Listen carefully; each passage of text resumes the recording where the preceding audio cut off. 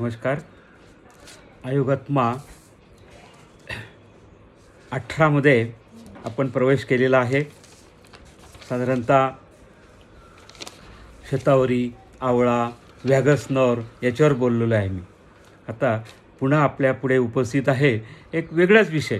आपण कदाचित तो साधारणतः अनटॅकल्ड विषय मी कव्हर करायचा प्रयत्न करतो आपल्याला, जेणेकरून एक नवनवीन माहिती मिळेल. आपण त्याचा आनंद जरूर घ्या.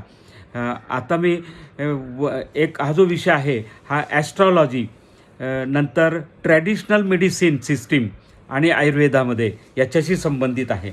ट्रॅडिशनल मेडिसिन सिस्टीममध्ये देखील नवरत्नांचा उल्लेख केला जातो. नवरत्न धारण केले जातात, विशिष्ट प्रकारचे रत्न धारण केलं. आता रत्न म्हटलं की ॲस्ट्रॉलॉजी म्हटलं की तो एक वेगळा विषय ठरतो. परंतु हा विषय नेमका काय आहे, आपल्या पूर्वजांनी किंवा ऋषीमुनींनी किंवा आणखी या विषयाच्या तज्ज्ञांनी अभ्यास केलेला आहे, तो नेमकं काय आहे हे जाणून घ्यायच्या इच्छेने मी देखील गरजेपुरता ॲस्ट्रॉलॉजीचा अभ्यास गरजेपुरता केला आहे. पण त्याच्यात मॅथेमॅटिकल कॅल्क्युलेशन खूप असल्यामुळे त्याच्यात जास्त वेळ जातो, म्हणून मी स्वतःला लांबच ठेवलं. पण त्याचा उपयोग काय, ॲप्लिकेशन काय, हे मात्र निश्चित आपल्याला लक्षात येतं. आता नवरत्न म्हटलं की एकूण रत्नांचा उल्लेख सूर्यरत्न म्हणजे सूर्याचं माणिक रत्न असतं, चंद्राचा मोती रत्न असतं, मंगळाचा पोवळा असतो, बुधाचा पाचू असतो, गुरुचा पुष्कराज असतो, शुक्राचा हिरा असतो, शनीचा नीलम असतो, राहूचा गोमेद आणि केतूचा लहसुनी असतो. ही साधारणतः ओळख मुद्दाम करून दिली आपल्याला. पण रत्न हे आफ्टर ऑल महागडे असतात. सर्वांनाच ते अफोर्डेबल होईलच असं काही नाही. आणि म्हणून त्याला पर्याय काय, तर आपल्याला या ट्रॅडिशनल मेडिसिन सिस्टीमने त्याचे पर्याय दिलेले आहेत. परंपरागत औषधी हर्बल सिस्टीम जी आहे त्याने आपल्याला सुंदर पर्याय दिलेले आहेत. तेव्हा ऐकल्यावर आपल्याला आश्चर्यच वाटेल की खरोखर किती सुंदर असं ज्ञान आपल्याला आपल्या ऋषीमुनींनी दिलेलं आहे. तर आयुर्वेद शास्त्रामध्ये अशा पद्धतीने हे रत्न वापरले जातात. एकूण या नवग्रह आहेत, नवग्रह. तर आता ग्रह तारे वगैरे त्याच्या अधिक विश्लेषणामध्ये आपण जाणार नाही. परंतु त्यांच्या जे कॉस्मिक रेज असतात ते आपल्या शरीरावर परिणाम करतात आणि म्हणून ते महागडे रत्न त्याचं धारण करून त्याचा लाभ मिळवून घेण्याचा हा आत्ता पावेतच्या सिस्टीममध्ये त्याचा उल्लेख करण्यात आलेला आहे, त्याचा वापर करण्यात आलेला आहे. आपल्याला सांगेल या प्रत्येक रत्नाचे जे वैशिष्ट्य आहेत ते आपण माहिती करून घेतले तर मोती भावनिक ऐक्य, शांती, यशकारक यासाठी मोती धारण केला जातो. रुबी जो आहे माणिक, तो धारण करत असताना आत्मनिष्ठता, आरोग्य, कणखरपणा असे त्याचे गुणधर्म आहेत. पोवळा हा धैर्य, संरक्षण, ऊर्जा मिळवण्यासाठी पोवळा वापरला जातो. पोवळा हा कोराल जे असतात, कोरॉल्स, आपण ग्रेट बॅरियर रीफ ऑफ कोरॉल ऑस्ट्रेलियाच्या किनाऱ्यावर खूप मोठमोठे प्रकारचे कोरल्स आहेत. लहानसा धाग्याच्या आकाराचा एक प्राणी असतो कोराल नावाचा, आणि तो आपले संरक्षणात्मक कवच तयार करतो. हार्ड असा स्टोन तयार होतो. काही वेळेस त्याच्यात रंग मिसळले जातात. तर पोवळा साधारणतः ऑरेंज कलरचा एक छोटासा स्टोन म्हणून वापरला जातो. तर हे खनिज, हे खनिजातून मिळवले जातात. पोवळा, पाचू हा बुधाचा पाचू हा शब्दप्रयोगच खूप प्रसिद्ध आहे. हिरवा रंग असतो याचा. बुद्धिमत्ता, स्मरण, कन्सन्ट्रेशनसाठी पाचूचा उपयोग केला जातो. पुष्कराज हा विजडमसाठी, प्रचुरता उपलब्धतेसाठी, स्पिरिच्युअल ग्रोथ वाढवण्यासाठी पुष्कराचा वापर केला जातो. हिऱ्यामुळे स्नेह, धैर्य, सौंदर्य, उत्पादकता हे त्याचे वैशिष्ट्य आहेत. नीलमणी, शनीच्या नीलाला खूपच घाबरतात लोक, धारण करायला सुद्धा घाबरतात. परंतु शनी हा अगदी शांतपणे प्रभाव टाकणारा, शांत असा, त्याचं दुर्बिणीतून मायक्रोस्कोपमधून जर आपण शनीचं निरीक्षण केलं तर अगदी प्लिझंट असं वाटतं. त्याचं निरीक्षण हे खूपच लाभदायक आनंददायक असतं.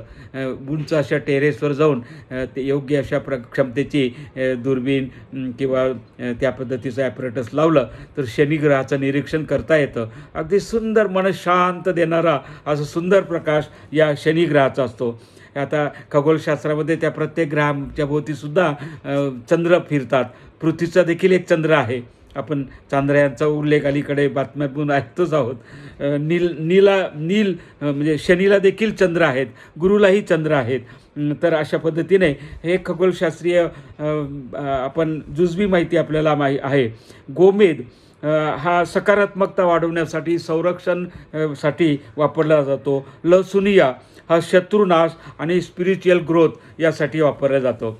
या ठिकाणी लसुनिया जो आहे हा लसुनियासुद्धा पांढराच असतो आणि तो जर आपण असा टील करत फिरवला तर कॅट्स आयसारखे त्याचे पांढरी छटा दिसू लागते.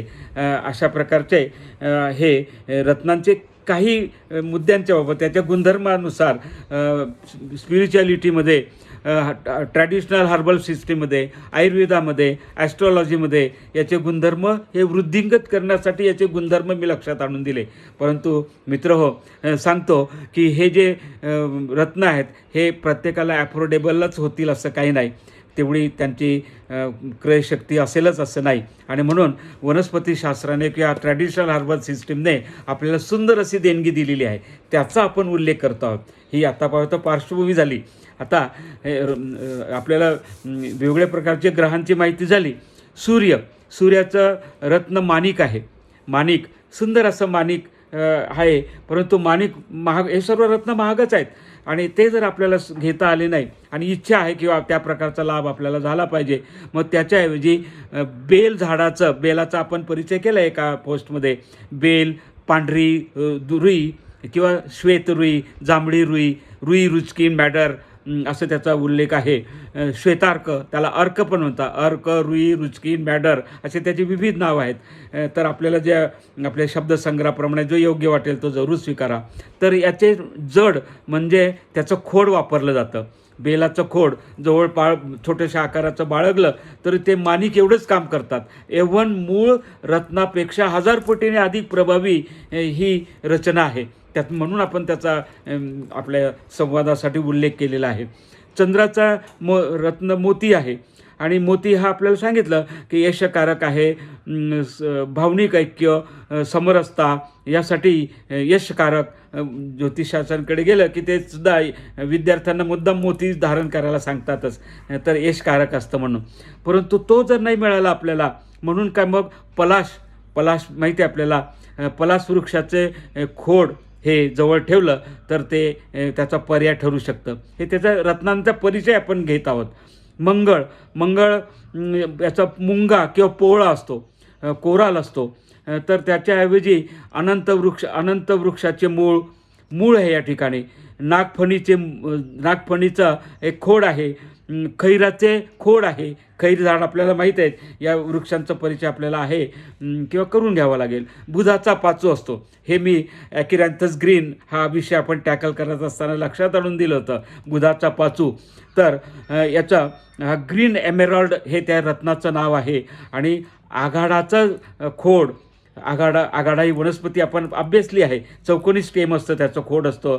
विदारा नावाचं देखील एक वृक्ष असतो, त्याचं देखील खोड वापरलं जातं. आघाड्याचं याला चिरचिटा असे नाव पण दिलेले आहेत आघाड्याचे. आपण तपासून पहा आपल्या त्या लेक्चरमध्ये.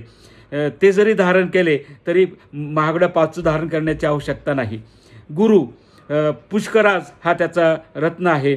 त्याचे केळ्याचे खोड, नारंगीचे खोड, पिंपळाचे खोड हे त्याचे पर्याय दिलेले आहेत पुष्कराजसाठी. पुष्कराजचे हे पर्याय आहेत. शुक्राचा हिरा असतो, डायमंड, हा तर खूपच महाग आणि म्हणून त्यासाठी आपण एरंड, डाळिंब आणि औदुंबर याचे खोड वापरलं तरी हिऱ्या एवढं किंबहुना हिऱ्यापेक्षा जास्तच मूल्यवान हे औषधशास्त्रीय रचना या वनस्पतींचं महत्त्व आपल्याला समजून येतं. शनीसाठी नीलम असतो, ब्ल्यू सफायर हे त्याचं रत्न आहे. तर त्याच्याऐवजी शमी झाडाचं खोड धोत्र्याचं खोड हे वापरलं जातं. राहूचा गोमेद असतो, हा हॅसेमॅलाइट गार्नेट नावाचा त्याचा रत्न असतो. चंदनाचं खोड किंवा दुर्वाचं खोड, दुर्वा तर सहज उपलब्ध होते, तर ते गोमेदसाठी वापरलं जातं. राहूच्या गोमेदसाठी वापरलं जातं आणि सकारात्मकता, संरक्षण वाढणे हे त्याचे गुणधर्म आपण मगाशी पाहिलेच. नंतर शेवटचा ग्रह केतू, याला लहसुनिया जर उपलब्ध होऊ शकत नसेल तर कुश नावाचं दुर्वासारखं उंच वाढणारं, आपल्या लवाळीसारखं उंच वाढणारं, पातळ असं खोड असणारं, खोड म्हणता येणार नाही, त्याचं रायझोम असतात, परंतु गवती चहासारखे त्याचे पानं असतात. अशा कुश किंवा अश्वगंधा आपल्याला माहीत आहे, त्यांचे खोड आणि कुशचं पान किंवा खोड रायझोम हा वापरला तर लहसुनियाच्या एवढाच लाभ किंबहुना त्याच्यापेक्षा जास्त लाभ आपल्याला होऊ शकतो. हे आपण याचा परिचय करून घेतला. आपल्याला पोस्ट आता थोड्या लहान 10 मिनटाच्याच मी करणार आहे. हा विषय देखील एक मनोरंजक म्हणून मी स्वीकारला. आपल्याला ॲस्ट्रॉलॉजी, ज्योतिषशास्त्र, ट्रॅडिशनल मेडिसिन सिस्टीम आणि आयुर्वेदामध्ये काही वेळेस सांगतात सुद्धा की तुम्ही हे धारण करा, औषधोपचार तुम्हाला चांगल्या पद्धतीने लागू पडेल, किंवा हे ठेवलं तर औषधासारखाच त्याचा उपयोग तुम्हाला होऊ शकेल. आणि म्हणून त्याला पर्याय काय आहेत, त्या रत्नाला पर्याय काय, तो विषय आपण आपल्या या संवादामध्ये वापरला. धन्यवाद. जय हिंद.